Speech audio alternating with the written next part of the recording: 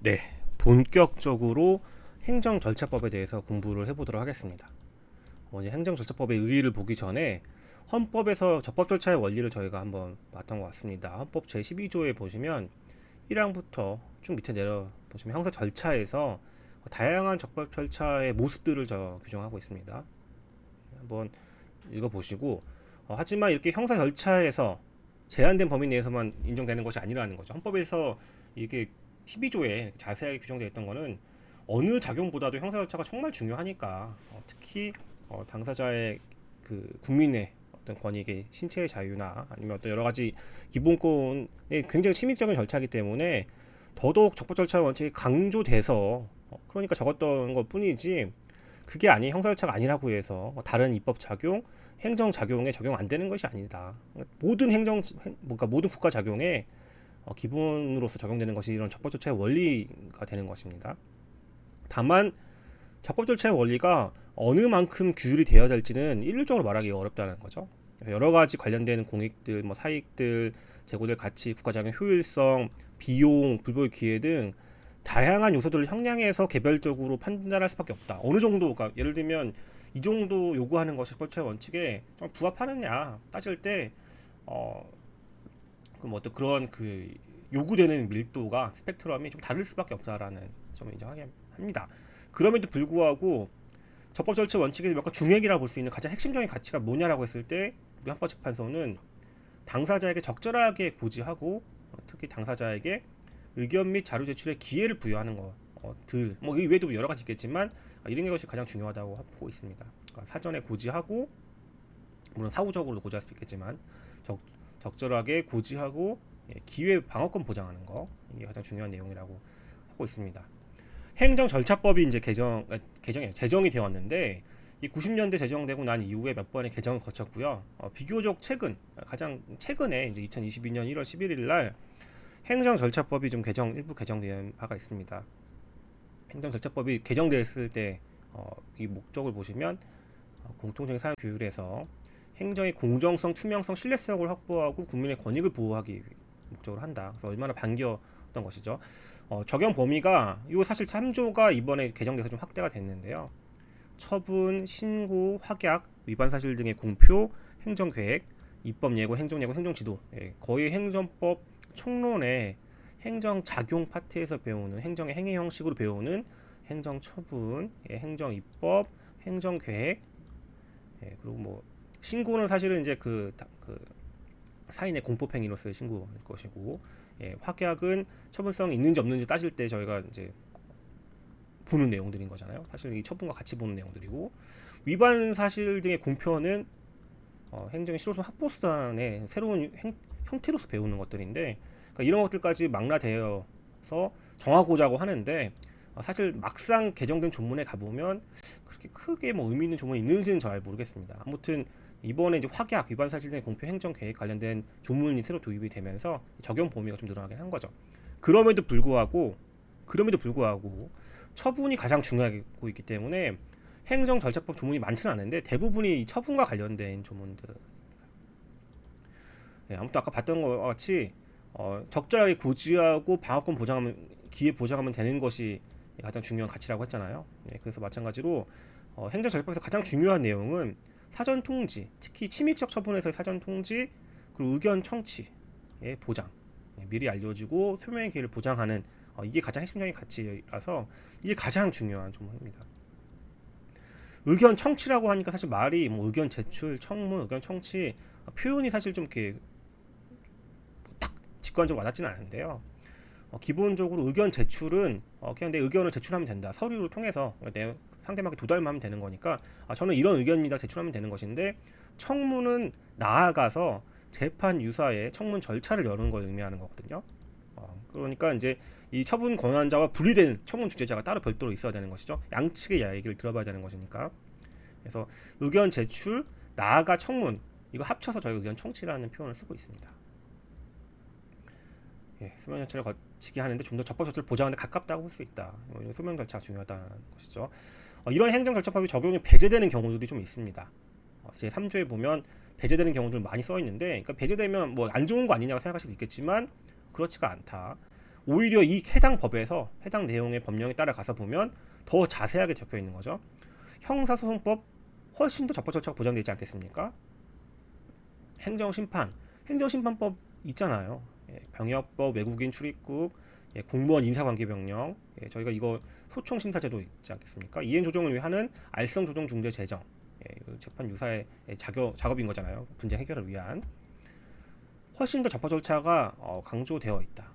그 외에 국회, 법원, 헌법재판소, 선거관리위원회, 감사원, 사실 행정 조직적으로 봤을 때는 행정부라고 분류하기 쉽지 않은 영역들인 것이다. 헌법기관들인 것이니까.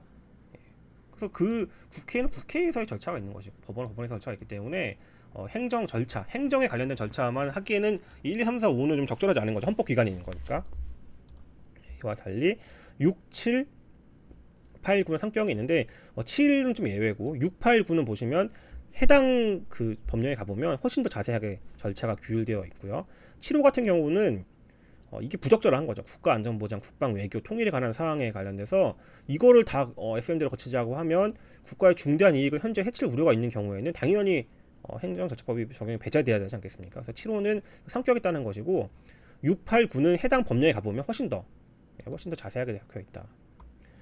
중요한 거는 사전 통지와 의견 청취 두 가지라고 했는데요. 단 침입적 처분, 국민의 권리를 제한하는 의무를 부과하거나 제한하는 이 침입적 처분에서 의미가 있습니다. 침입적 처분을 하는 경우에 사전 통지를 해야만 합니다. 보시면 이렇게 해야만 하는 거죠. 근데 다만 이렇게 생략이 가능한 게 그렇죠. 긴급한 필요, 재판 등에 의한 증명, 명백히 불필요한 경우. 명백히 불필요한 경우, 예를 들어 일반 처분으로서 일반 대중에 공고되는 사건이라고 하면 공고 자체로서 사실은 이게 알려지는 것이고 다투고 싶은 사람은 그에 다투게 하는 것이 좀 맞거든요. 그렇기 때문에 성질상 이렇게 생략이 가능한 것들이 있습니다. 또 하나 중요한 포인트는 특별한 사정이 없는 수익적 행정행위 신청에 대한 거부 처분은 사전 통지 대상이 되지 않는다. 왜냐하면 침해 처분은 어쨌든 있는 걸 뺏는 거거든요. 어쨌든 현재 가지고 있는 지위가 깎이는 건데 이거는 내가 원하는 걸 안 들어주는 거일 뿐인 거니까 아직 마이너스로 빠진 게 아니잖아. 늪에 빠진 게 아니기 때문에 신청에 대한 거부 처분은 사전 통지 대상이 되지 않는다고 보는 것이 판례입니다. 물론 이거에 대해서 비판하는 경우들이 좀 있긴 있습니다. 그 다음에 영업자 지위 승계 신고를 수리하는 처분, 신고 수리, 신고를 하고 수리를 요하는 거네요. 그럼 수리를 하기 전까지는 수리가 돼야지만 이게 신고에 효력이 있다는 거잖아요. 그러면 수리를 하기 전에 사전 통지는 수리가 있어야지만 지금 이게 넘어가는 건데 영업 양수도 되는 건데 아직 수리가 되기 전이잖아. 얘기하는 거예요. 수리라는 처분이 사전 통지니까 사전이니까 수리하기 전 단계에 지금 통지잖아요. 그러니까 당연히 종종 영업자, 영업 양도인이 되겠죠. 중요한 거는 침입 처분에 대한 의견 청취인 것 같습니다. 제 개인적인 의견은 의견 청취 구체적 방법론으로는 의견 제출, 그냥 의견 제출하기만 하면 되는 거예요. 나아가 청문 주재자가 의견과 증거를 받는 재판 유사 절차인 청문자가 있습니다. 그러면 어느 경우에 청문을 하는 경우인지가 중요하잖아요. 이 청문에 관련돼서 이번 2022년 1월 11일 날 중대하게 개정된 사유가 있습니다. 요 3호가 개정이 되었는데요. 그 전에는 이 3호 외에는 아무 똑같았거든요. 그럼 다른 법령에서 청문하도록 필요적으로 규정하고 있는 경우, 행정청이 스스로 인정하는 경우 외에는 사실 청문을 하는 경우가 마땅치 않았던 거죠. 그래서 인허가 등을 취소하거나 신문 자격을 박탈하거나 법인이나 조합 등의 설립 허가를 취소하는 경우에 모든 경우에 하는 것이 아니라 과거에는 국법에서는 어떻게 규정되어 있었냐면 기한 내에 신청을 해야지만 가능하도록 규정하고 있었습니다. 근데 이것이 이제 이번에 개정되었기 때문에 이런 요건들이 필요 없어지게 된 거죠. 그래서 인허가 등의 취소가 되면 그냥 청문을 한다. 필요적으로 청문을 열어야 되는 것이죠. 신문 자격 박탈한다. 필요적으로 청문을 열어야 되는 것이죠. 법인이나 조합 등의 설립 허가를 취소한다고 하면 필요적으로 청문을 열어야 되는 겁니다. 당사 기한 내에 신청을 요구하지 않는다. 그래서 개정 사항을 좀 보시면 2022년 1월 11일 날 법률 18,748호로 행정처벌 일부 개정 법률에서 22조 제1호 1항 제3호를 이렇게 바꿨다고 합니다. 이유를 보시면 이렇게 좋은 내용 다 적혀 있으니까 보시면 될 것 같아요. 이게 이번에 중요하게 개정된 포인트다. 언제냐면 시행 이후 사전 통지를 하는 경우니까 6개월 후부터 경과한 날부터 시행한다면서요. 그러니까 1월 11일인 거니까 6개월 경과 후인 7월 12일 이후 처분에 따라 사전 통지를 하는 처분부터 적용되기 때문에 사전 통지를 하는 했는데 그 해당 내용이 이거 해당되면 필요적으로 청문을 열어야 되는 것이죠. 7월달이 되면 이렇게 된 청문 절차가 그 열면 어떤 베네핏이 있길래 청문 절차를 여느냐 궁금해하실 수 있잖아요. 청문 절차 진행을 보시면 청문 주재자는 독립해서 공정하게 직무를 수행해서 직무상 불이익받지 않는다고 합니다. 독립하고 공정하게 청문을 진행하고 의견 진술을 받고 증거를 제출받는다. 재판 유사 절차이기 때문에 이 청문 주재자는 당연히 판사와 유사하게 법관과 유사하게 독립하고 공정해야 되잖아요.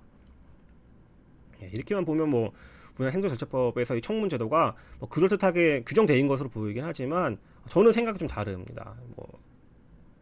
왜 다르냐? 아니 행정청의 소속 직원이 가능하잖아요. 물론 행정청의 소속 직원이 아니라 다른 사람 중에서 청문제를 선정한다고 하더라도 선정하여야 한다의 주체가 누구죠? 행정청이 본인이 내리는 처분에 대해서 자기가 선정해서 청문제를 선임한다? 이게 독립하고 공정하게 물론 이제 그 사람한테 바라는 바는 있을 수 있겠지만 시스템적으로 독립하고 공정하게 직무를 수행할 수 있을 거라고 기대 가능성이 있는지에 대해서 저는 의문이 있다는 거죠. 의문이 있어서 예를 들면 공정한 청문을 진행할 수 없다고 있는 사정이 있는 경우에 기피 신청할 수 있는데 기피 신청을 한다고 하면 이게 청문 주재자가 공정한 청문 진행할 수 없을 것 같습니다라고 했을 때 그 얘기를 적극 들어주는 사람은 다른 사람이어야 되는데 문제는 그 청문 주재자를 선임한 행정청이 다시 판단하는 거거든요. 행정청은 청문을 정지하고 그 신청에 이유 있다고 인정하는 경우가 있는지는 모르겠는데요. 그러니까 행정청이 자기가 스스로 소속 직원 또는 어떤 사람을 선정하고 청문 주재자를 선정하고 혹시 그 청문 주재자의 진행의 공정한 진행에 의문이 있을 때 그 판단도 자기가 하게 된다고 하면 사실은 이게 청문 주재자를 둔 이유가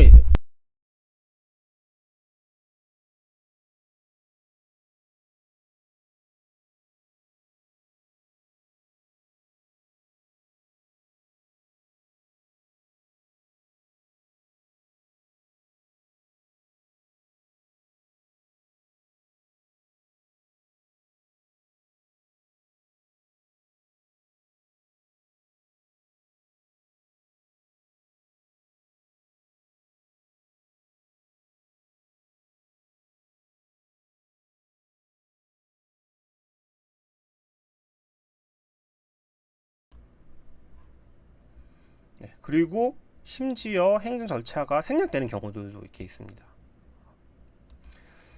청문 절차 진행도 문제인데 행정 절차 자체가 사전 통지나 의견 청취나 이런 것들이 생략이 된다고 하면 굉장히 저는 좀 실망스러울 것 같아요. 어떤 당사자의 권리 구제의 어떤 이익이 침해될 수 있는 거니까 이걸 너무 당연하게 받아들이시는 분들이 있는데 저는 과연 그럴까? 물론 긴급하고 뭐 이런 경우에는 명백히 불필요한 경우에는 안 해도 되겠죠.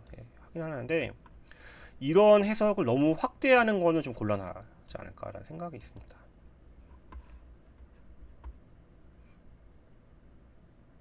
일단은 행정제법의 중요한 의견 청취 절차와 사전 통지 관련돼서는 이렇게 좀 살펴봤습니다. 그 다음은 행정절차법에서의 신고제인데 잠깐 쉬었다가 할게요.